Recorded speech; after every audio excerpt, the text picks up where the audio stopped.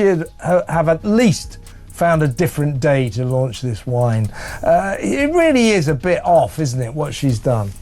Yeah, I mean, I want to be careful. I don't want to put words in anyone's mouth, but I do have a source that says Prince William was not impressed to read that Meghan was launching an alcohol product on Princess Diana's birthday, and you're gonna launch alcohol when she died? And the content is like over 14% alcohol. But I mean, Princess Diana passed away. Day, while Meghan is taking a victory lap around the Montecito kitchen because she's sold out of her rosé, where she insisted you buy between 3 and 9 bottles at a time. So Meghan Markle decides she's gonna bless us all with her $90 mystery wine. And then, oh honey, Cameron Diaz strolls in like, hold my glass. One showed up with fairy dust and filters, the other came with straight up receipts. Guess whose wine actually flew off the shelves? Spoiler alert, it wasn't Meghan's. Yes, you couldn't buy just 1 bottle. You had to buy between 3 and 9 bottles at a time. 28 bucks, right? $28, am I right? And then it was... Let's not pretend. Meghan and Cameron, both Hollywood girls turned businesswomen, but the glow-up paths couldn't be more different. Cameron rolled up her sleeves, went down to the vineyards, literally got dirt under her nails. Meghan dug into Pinterest, pinned a few aesthetic boards, slapped her name on a bottle, and called it a day. $20 packaging and shipping. So that's $48. No, that's if you can buy one, but you can't. You have to buy. Meghan's As Ever wine, wrapped in dreamy luxury, soft pastels, Pinterest chic fonts, all the fluff words you'd find in a lifestyle blog post. But when it came to the actual content, crickets. Meanwhile, Cameron's out there tasting with sommeliers, teaming up with real female winemakers, doing the work. Aveline isn't just another celeb vanity project. It's organic, vegan, and under $25, affordable and honest, revolutionary. Does Meghan not understand? Or is she doing this on purpose? Cameron didn't just rebrand herself, she worked for it, earned that spot. Meghan, she showed up with her name on a bottle of wine that cost more than a dinner date and gave us zero information. Like seriously, what are we even sipping? Let's crack open this mess. As Ever starts at $90 for a 3-pack. And guess what? The label says nothing. No grape varietals, no vineyard, not even the alcohol content. Just vague lines like elegant floral undertones and sun-kissed citrus moments. Citrus moments? Are we drinking wine or bathing in essential oils? For once, I'm going to do exactly what you want. Yes, I would ask people to tell the truth. Good, I promise, I will. And so too will the Sidley twins. For actual wine drinkers, this is like ordering a designer handbag and receiving a plain envelope that says, "Trust us, it's chic." Come on, Meghan. Wine buyers are not here for poetic vibes. They want facts. In today's world, transparency isn't optional, it's luxury. Some of the speculation on whether or not this was going to sell out yet again. Did you see earlier today the story about how her apricot spread? There was not enough stock. And don't even start on the wellness crowd. They're next level intense. These are people who want to know if the grapevines were sung lullabies or Beethoven, but what did Meghan give them? A mystery, a whole guessing game. It's like she bottled good energy, slapped on a luxury tag, and hoped the label would do the heavy lifting, but it didn't. I think it was that she is polluting the environment, having jam sent 2,000 miles away. Cameron, total opposite. She didn't just slap her face on the box. She studied wine like she was prepping for an exam. Aveline's label tells you exactly what you're drinking, where it came from, and what's not in it. It's honest, it's vegan, it's crystal clear. Basically, if Aveline were a date, it'd show up with its resume, Spotify Wrapped, and last year's taxes. Full disclosure. Everything. She wants to be Meghan, Duchess of Sussex. And what's up with that? What? While Meghan was probably workshopping a new inspirational quote to print on her bottle, Cameron was in France, Spain, the actual vineyards, making sure the wine met organic standards. She wasn't playing. She was building something real. This wasn't influencer fluff. This was elbow grease. Product. I mean, seriously, is it just like I am so beyond over that. The Queen like would be Meghan rolling in her grave. Aveline isn't trying to sell you a fantasy. It sells you real clean wine. That's the difference. Cameron didn't walk into the wine industry. She kicked the door open, wine glass in one hand, PowerPoint in the other. Of why we're here, why you're here, why everyone's here is to honor the late Queen and her legacy and not have Meghan pollute it. Then the internet lit Meghan's wine up, and not in a good way. Instagram was all dreamy and glowy until people started asking what's actually in this. And when questions rolled in, comments started disappearing, reviews, MIA, influencers who were hyping her up vanished like they'd left the group chat. Have Meghan polluted. How are they keep allowing her to use her title to push crappy product? This is exactly what the... Meanwhile, Aveline kept it chill. One quiet post. Transparency isn't a trend, it's a promise. Ouch! They didn't name names, but everyone knew exactly who the tea was about. While Meghan's team was ghosting, Cameron's was pouring wine and spilling facts. Queen did not want. This was the one thing she was like, Totally. no. Totally. And you know, the thing is, even the jam is a total scam. You know, I've been calling it Scam Jam for a very long time now.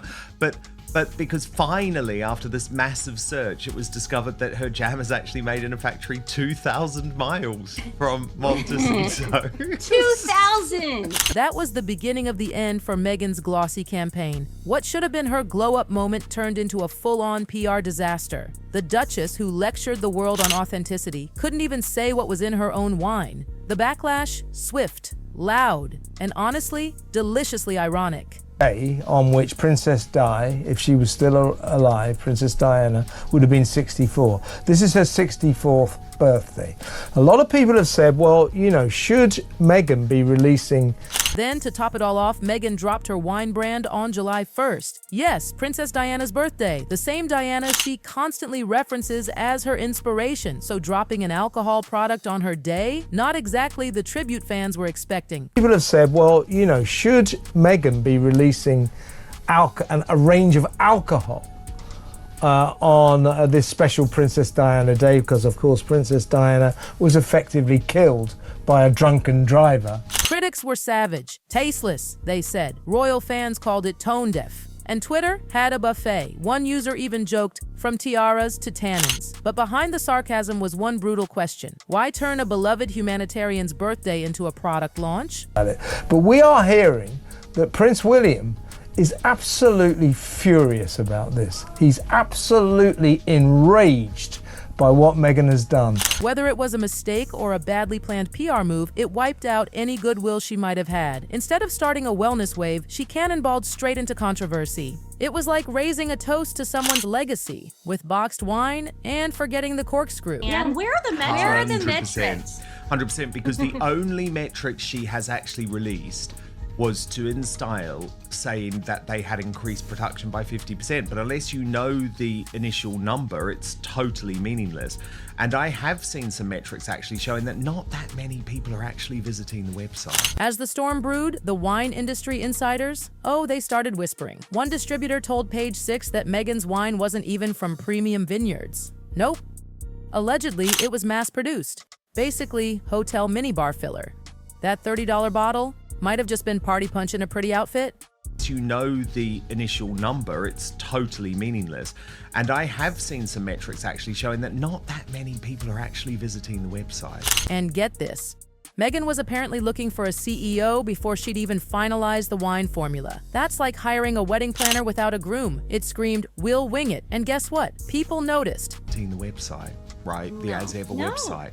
So all of this has been a campaign and PR and a campaign and spin. Let's be real. Today's consumers, they don't want a mystery. They want the why, the how, the real deal, the story, the mission, the method. Meghan had all the marketing magic, but zero substance. And in the wine world, substance is the story. Her pitch felt like a fairy tale, and you know what really made people mad? She flat out claimed she wasn't playing the scarcity game, that exclusive marketing trick. She said she wasn't about that, but surprise, she was caught in the act, and suddenly all that talk about mindfulness and truth felt fake. This wasn't just a flop launch. It was betrayal. Wellness betrayal.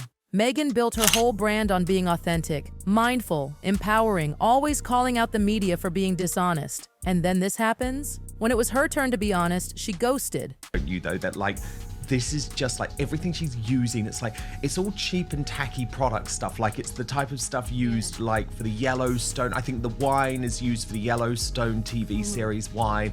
The tea is used for the Bridgerton tea. Like, and then people started pulling back. Fans who once rooted for her pivot to business, quiet. Reddit turned ice cold. Instagram fan accounts vanished. Wellness influencers started side-eyeing. Because you can't preach transparency 1 minute and then disappear when people ask, hey, what's in the bottle? That's not empowerment, that's evasion. He is used for the Bridgerton tea. Like, none of this is like high end. None of this is like Martha Stewart, Gwyneth Paltrow stuff. It's all cheap and tacky stuff that is usually used for TV series or people who... And when the trust breaks, it's gone. No refunds. This wasn't just a sales slump. This was a values crash. Meghan's brand didn't just take a hit in profit, it took a hit in soul. What she gave? It wasn't boutique wine, it was TV prop wine. The kind celebs slap their name on just to make a quick buck. Think, Barry Manilow level wine. And then came the influencer exodus. Oh, you want to talk receipts? One major lifestyle guru didn't just delete her promo posts, she scrubbed her entire feed, not a trace of as ever left. Another one just reposted a pic of Aveline with the caption, now this is wine. Ouch, that wasn't just shade, that was a full-on eclipse. Behind the scenes, PR insiders whispered that influencers were told not to answer questions about the ingredients. Wait, what? Translation. We don't know either. In today's social media game, silence screams. When the people paid to hype your product are jumping ship, that's not a rough patch. That's a brand hemorrhaging. And Meghan, still trying to call this a luxury product at a bargain price. But no, the truth? It's a bargain basement product at luxury prices. And no one's buying it. Meanwhile, Aveline was living its best life, hitting record-breaking sales, 213,000 cases in 2024 alone. That's not just success, that's a straight-up flex. Consumers were clear. Give us the truth and we'll give you our wallets. But let's rewind for a second. Someone did some late-night Instagram digging, typed in number as Everjam, and what came up? Practically nothing. Maybe 2 random posts from someone's kitchen. Everything else, either from Meghan's account or the official As Ever page. Where were the real customers? Then came the LinkedIn mic drop. A very well-known wine consultant posted a cryptic but oh-so-clear message, said he walked away from a major celeb wine project due to lack of authenticity and transparency. No names were dropped, but come on, we all knew it wasn't Cameron he was sub-posting. Insiders instantly made the connection. This guy had been tied to Meghan's wine circle. If he backed out, then the behind-the-scenes must have been even messier than what the public saw. That was it. The nail in the cork. When your own wine expert ghosts you and subtweets you on LinkedIn, that's not just a red flag, that's the entire vineyard going up in flames. This wasn't supposed to be just a product, this was Meghan's grand comeback, her big empire moment, her I'm more than a duchess launch. Instead, it exposed every single criticism people had whispered for years. All show, no depth, the branding, slick, the writing, dreamy, the promo, breathless. But when real people asked, hey, what's actually in this? Meghan disappeared. Now, her whole empire wobbling. Because wellness without truth is just marketing. And if there's one thing people hate more than overpriced wine, it's being lied to by someone who claimed to stand for honesty. Cameron didn't win because she was louder. She won because she was real. While Meghan was bottling vibes, Cameron bottled values. Aveline isn't a hustle. It's a business built on trust and ethics. She didn't just pose for the campaign. She partnered with growers. She studied. She built something worth believing in. In an age where everything is curated, filtered, manipulated, Cameron gave people something real, a product that just delivers, period. And that is a brand legacy. In the end, the difference came down to one thing, the label. Cameron said, here's what's inside. Meghan said, trust me. And that is why Cameron walked away with the win, and Meghan walked into a scandal. Consumers aren't stupid. They know when they're buying a story and when they're sipping the truth. Cameron Diaz bottled clarity, Meghan bottled confusion. And when it came down to choosing between the two, people made it loud and clear. They chose transparency. And as for the murky business, the bots, the troll farms, the shady Sussex squad, oh, we see you. That arm's length setup doesn't fool anyone. So what's next for Meghan's As Ever? A PR cleanse? A rebrand? Or maybe a quiet fade out until the next reinvention drops? Whatever it is, she better show up with facts. Because in 2025, the market doesn't care about curated feelings. We want honesty. We want clarity. We want labels that talk straight. And Cameron Diaz? She toasted to the truth and drank Meghan under the table. In the battle of the bottles, facts beat fairy tales. Meghan sold mystery. Cameron sold wine. Cheers to the one who came with receipts.